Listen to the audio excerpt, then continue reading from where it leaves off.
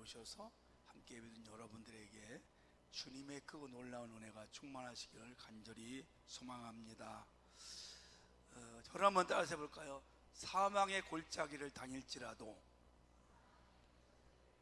네, 우리가 살아가다 보면 뜻하지 않은 큰 위기, 어려움, 정말 죽을 수밖에 없는 그런 상황을 맞이할 때가 있습니다. 이 사망의 음침한 골짜기라는 뜻은 죽음의 그늘이 드리워진 골짜기다, 이렇게 표현할 수가 있습니다. 한마디로 얘기하면 우리 힘으로는, 사람의 힘으로는 헤쳐나가기 힘든 큰 곤경을 말하고 있죠.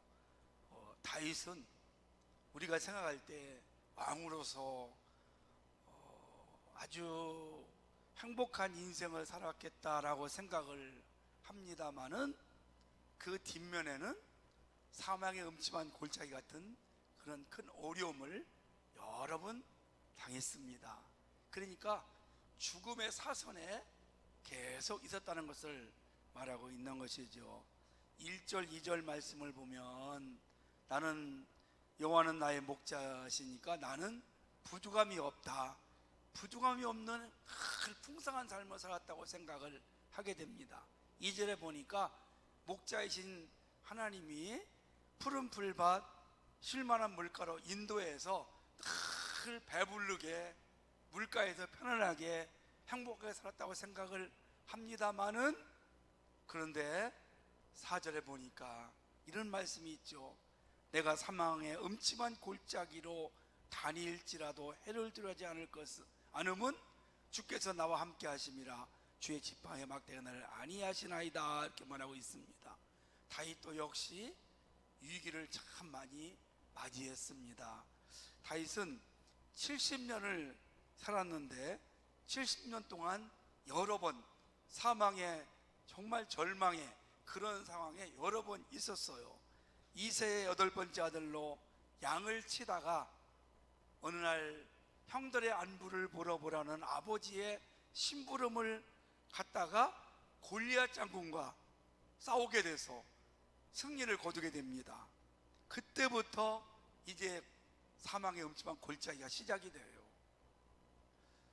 그래서 여인들이 돌아오는데, 골리앗을 물리치고 돌아오는데 여인들이 뭐라고 하냐면 다윗은 만만이요 사울은 천천히다, 이렇게 다윗을 더 높이 칭송하니까 사울왕이 그때부터 시기가 생겨서 다윗을 죽이려고 계속 기회를 엿보는 그런 일들이 정말 많았습니다. 골리앗 장군을 이기기부터 승승장구하고 더 좋은 일만 있어야 되는데 이상하게 그때부터 죽음의 골짜기를 들어가기 시작을 하는 겁니다. 그래서 사울왕이 다윗을 죽이려고 창을 2번이나 던져서 그걸 피하기도 하고, 또 그때부터 이제 다윗은 도망자 신세가 됩니다.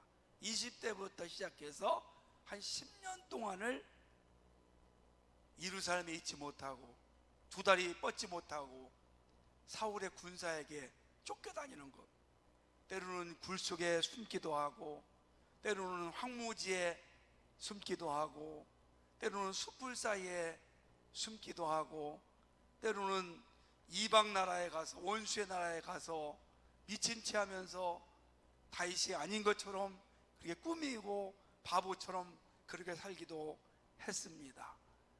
수많은, 또 30세에 왕이 되어가지고 간신히 피했는데 왕이 돼서 전쟁에 나가서 여러 번 죽을 뻔도 합니다.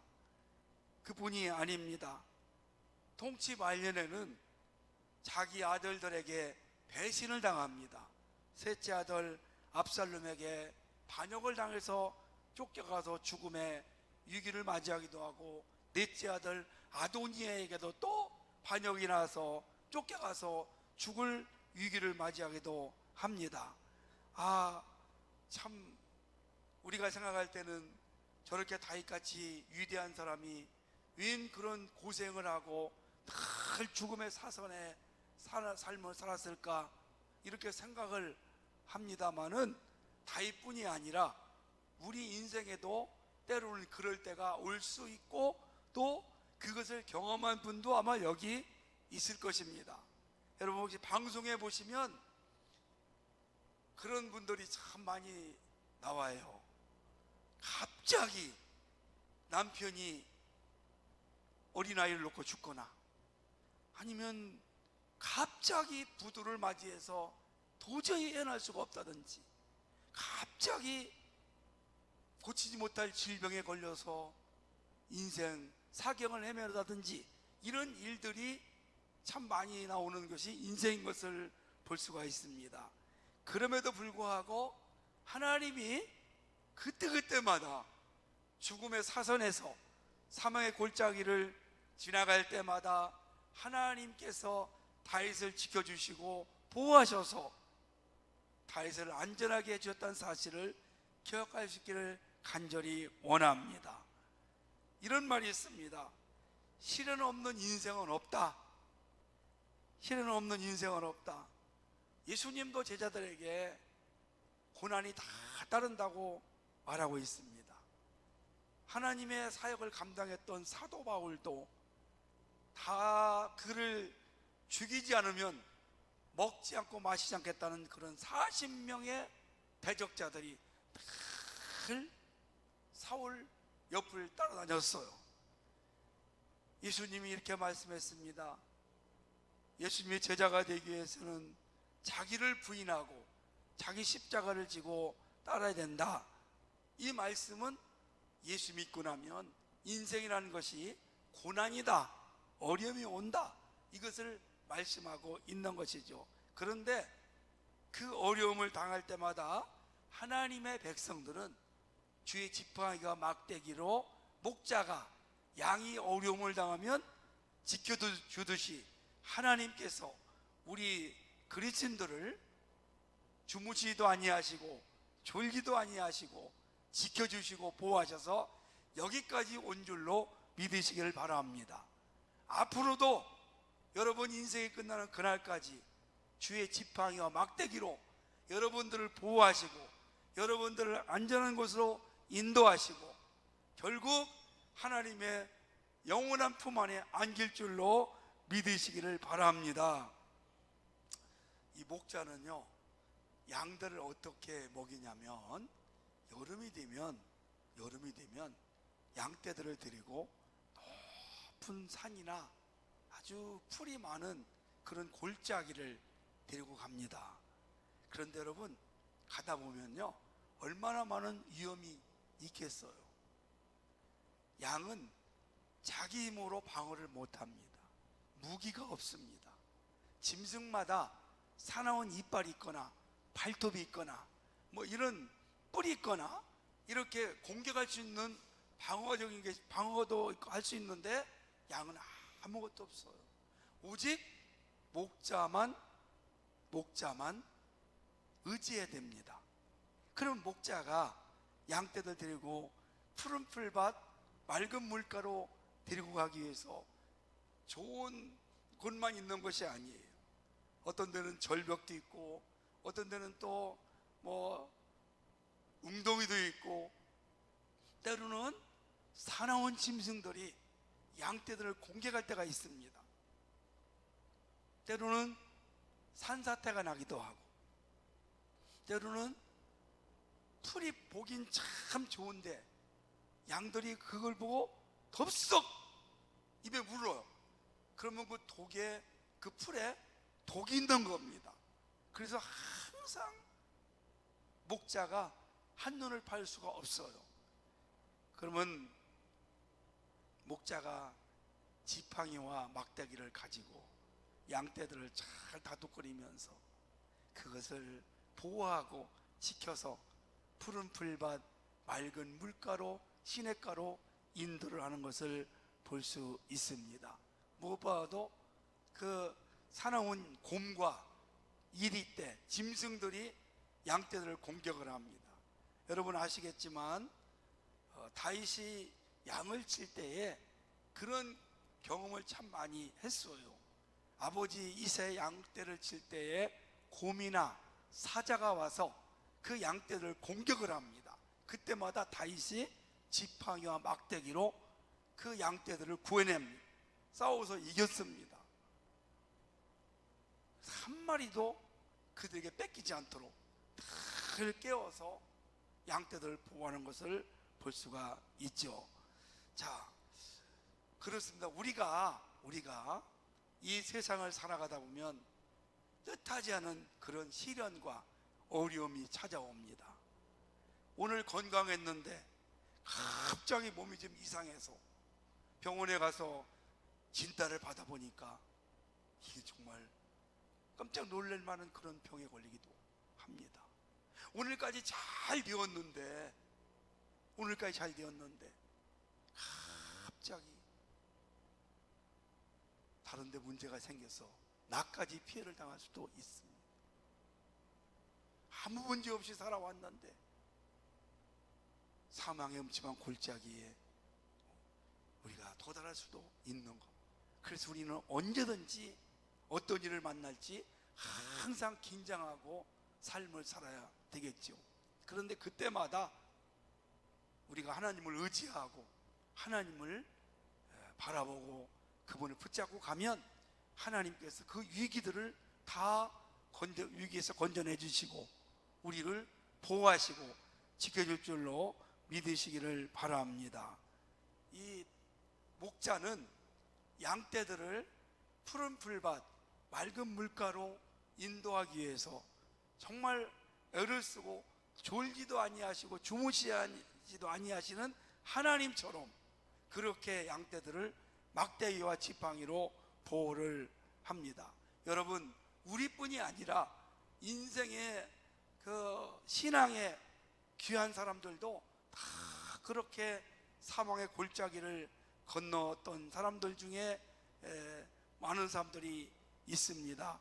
아시겠지만 다윗은 젊을 때 골리앗을 물리치고 나서 그때부터 한 10여 년 동안을 쫓겨다니면서 두 다리를 뻗지 못하고 다 새우잠을 자고 긴장하고 심지어는요 잠을 자고 있는데 사울의 군사 2,000명이 다윗을 딱 이렇게 포위를 한 겁니다. 여러분 얼마나 두렵겠어요. 그럼에도 불구하고 다윗은 두려워하지 않는데요. 다윗은 잠을 잤대요. 왜? 목자이신 하나님이 자기를 지키기 때문에. 할렐루야. 그렇기 때문에 우리는 어떤 어려움이 와도 두려워하지 말고 염려하지 말고 하나님께 나를 맡기는 그런 믿음의 삶을 살아가면 하나님이 지켜주시고 보호하시고 함께할 줄로 믿으시기를 바랍니다. 요셉이 꿈을 꿨어요. 머리가 되는 꿈을 꿉니다. 그 꿈 꾼 것을 형들한테 이야기하니까 형들이 시기가 나고 두려워서 요셉을 죽이려고 하죠. 그래서 웅덩이를 파가지고 구덩이에 파서 요셉을 묻으려고 하는데 한 형이 야 그래도 우리가 죽이는 건 좀 심하다. 목숨만은 살려주자. 그래서 죽음의 사선에서 그가 건짐을 받습니다. 그뿐이 아닙니다. 노예로 팔려가서 한 3년 정도를 감옥에도 가고 노예 생활하고 정말 언제 죽을지 모르는 그런 상황을 맞이하다가 하나님의 보호하심과 도우심으로 결국 그 꿈을 이루어서 애굽 나라의 총리가 되는 것을 볼 수가 있습니다. 그래서 많은 생명을 살리는 축복의 은혜가 요셉에게 임한 줄로 믿으시기를 바랍니다. 밀턴이라는 사람은 젊은 40세에 눈을 다쳐가지고 앞을 보지 못했습니다. 하나도 소망이 없었습니다. 그런데 하나님께서 그를 지켜주셔가지고 힐라곤이라는 불의 명작을 남기게 만들었습니다. 존 버녀는 감옥에 들어갔습니다. 언제 죽을지 모릅니다. 자유가 없습니다. 그럼에도 불구하고 그 안에서 하나님의 지혜와 능력을 얻어서 천루역정 성경 다음으로 많은 사람들이 책을 읽는 그런 부류의 명작을 남긴 것을 볼 수가 있는 것이죠. 그러면 오늘 다윗은 이 양떼들을 어떻게 그 위험한 곳을 지나갈 때 지켜주느냐? 막대기와 지팡이가 양떼들을 지켜주었습니다. 이 지팡이는 목장에 있어서 큰 장비 중에 하나입니다. 양이 가다가 넘어지면 혼자 일어날 수가 없어요. 스스로 일어날 수가 없어요. 그때 지팡이를 거꾸로 잡고 그 양떼를 이렇게 다시 온전하게 뒤집어 놓습니다. 그리고 때로는 양들이 앞을 보지 못하기 때문에 그냥 앞만 보고 가다가 웅덩이에 푹 빠지기도 합니다. 그때 지팡이 손잡이로 그 양을 웅덩이에서 건져내기도 하고. 그러니까 여러분, 이 지팡이는 양떼들을 보호하는데, 양떼들을 절망해서 물에 빠졌을 때, 사망의 음침한 골짜기를 갈 때에 이 지팡이는 건져내고 위기를 해결하는 그러한 목자에서 최고의 도구가 됩니다. 그리고 또 어떻게 사용하느냐? 양떼들은 갈 길을 모릅니다. 이렇게 앞으로 가야 되는데 방향 감각이 없어서 옆으로 막 가는 거예요. 그때마다 이 목자가 그 지팡이로 톡톡 두드리면 다시 온전한 길로 가게 만들, 여러 모양으로 양떼를 돌보는데 귀하게 사용을 하는 것입니다. 또 하나는 막대기입니다. 막대기. 한 손에는, 오른손에는 지팡이를 잡고 왼손에는 막대기를 잡아요. 한 40cm, 50cm는 그런 호신용 막대기인데, 이 막대기를 다른 말로 표현하면 정경 이렇게 말합니다. 잣대, 척도. 성경을 뭐라고 하냐면 잣대, 정경, 척도라고 이야기합니다. 성경은 우리 인생을 바르게 인도하는, 또 신앙을 바르게 인도하는 잣대다 이렇게 말씀하고 있습니다. 그러니까 양떼들에게 있어서 이 막대기는 양떼들을 보호하는 도구로 씁니다. 목자는 이 막대기를 가지고 엄청난 훈련을 합니다. 곰이나 사자나 사나운 짐승이 양떼를 공격할 때 이 막대기로 그들을 쳐서 양들을 구하기도 하고 자신을 보호하기도 하고, 또 그 막대기를 통해서 양들을 훈련시키기도 하는 것입니다. 단련도 시킵니다. 그래서 목자에게 있어서 지팡이와 막대기는 없어서는 안 되는 중요한 그런 도구로 쓰임을 받게 되는 것이죠. 하나님이 우리 그리스도인들을 때때로 훈련을 시킵니다. 하나님의 말씀과 기도를 통해서 우리가 잘못된 길로 갈 때 깨닫게 해주시고, 또 말씀에 비추어서 내가 지금 하나님의 뜻 가운데 말씀대로 살아가고 있는가, 이것을 비춰보기도 하는 것이죠. 히브리서 12장 5절 말씀을 보니까 내 아들아 주의 징계하심을 경히 여기지 말며 그에게 꾸지람 받을 때에 낙심하지 말라. 주께서 그 사랑하는 자를 징계하시고 그의 받으시는 아들마다 채찍질 하심이니라 그랬습니다.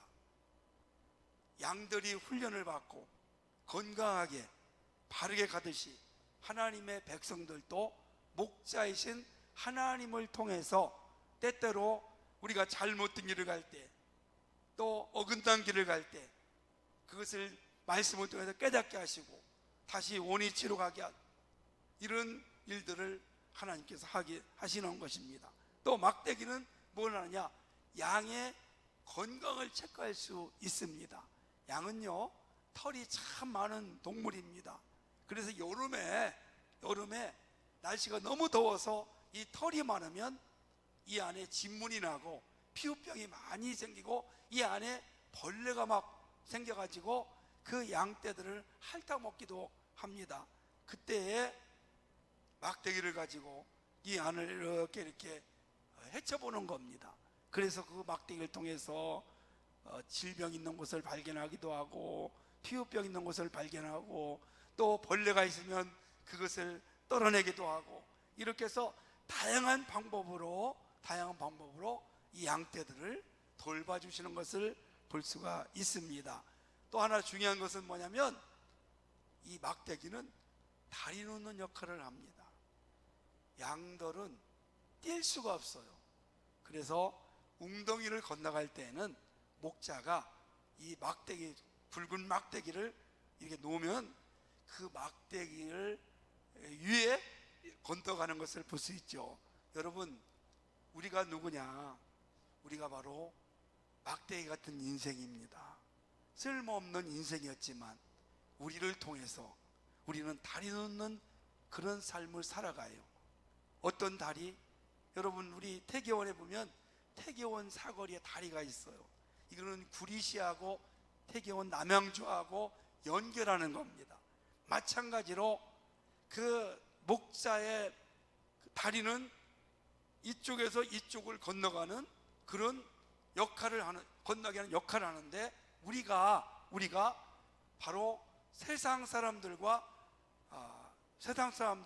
하나님께로 인도하는 중요한 다리 역할을 하는 것입니다.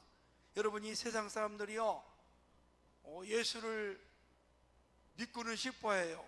하나님을 믿고 싶어해요. 그런데 믿을 수가 없는 거예요. 지금 왜? 뭔가 좀 보여야 되는데, 하나님이 계신가 좀 알아야 되는데 없잖아요. 어떻게 여러분 보지 않고 믿을 수가 있겠어요, 그 사람들이? 그러면 우리에게 뭐라 합니까? 하나님을 좀 보여달라, 예수님을 좀 보여달라, 증거를 좀 보여달라. 근데 우리가 어떻게 증거를 보여줄 수 있겠어요? 하나님은 영이시기 때문에 우리가 볼 수가 없는 거거든요. 그럼 우리가 어떻게 보여줘서 증명을 할 수 있겠습니까? 그래서 그 사람들은 하나님을 보면 믿겠다. 어떻게 할까요, 여러분? 저와 여러분들을 통해서 하나님을 보기를 원하세요. 그러면 우리가 보여줘야 됩니다. 어떻게 보여주겠어요, 여러분요? 우리의 삶을 통해서 하나님이 계신 것을 나타낼 수 있어야 됩니다. 우리 저 집사님을 보니까, 우리 저 권사님을 보니까 하나님이 정말 계신 것 같아. 저 사람을 보니까 정말 예수님이 계신 것 같아. 이렇게 우리를 보고 하나님이 계신 것을 그들이 증명하고 싶어 해요. 그럼 우리를 통해서 우리가 하나님을 나타내면 이 사람들은 하나님을 만날 수 있는 것입니다. 그래서 우리가 그들을 하나님 앞에 인도하는 거죠. 다리 놓는 역할을 하는 겁니다.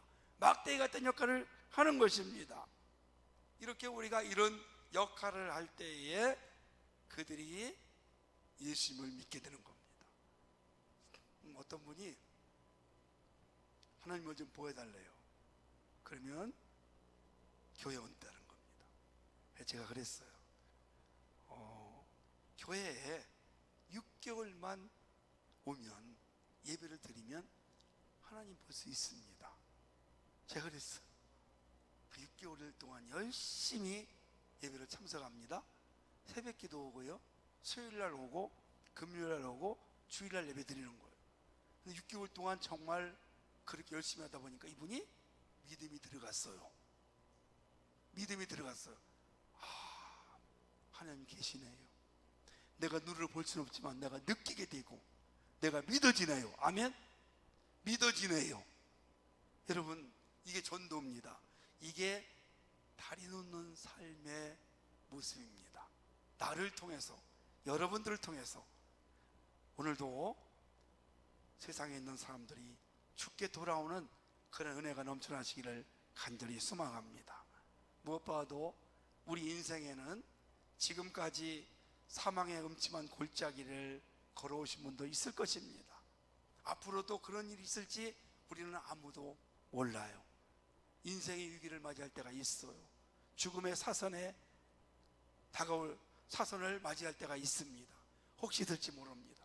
여러분, 그때마다 우리 주님의 지팡이 막대기를 의지하시기를 바랍니다.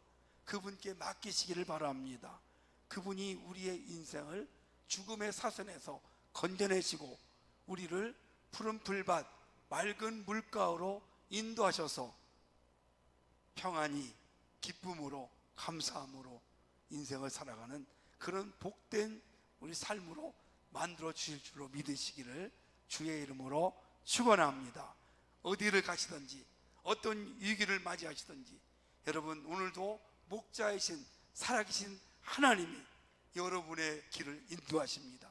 그분께 하루하루 순간순간 맡기시는, 그래서 안전하게 이 세상을 승리하며 살아가는 성도님이 되시기를 주의 이름으로 축원합니다.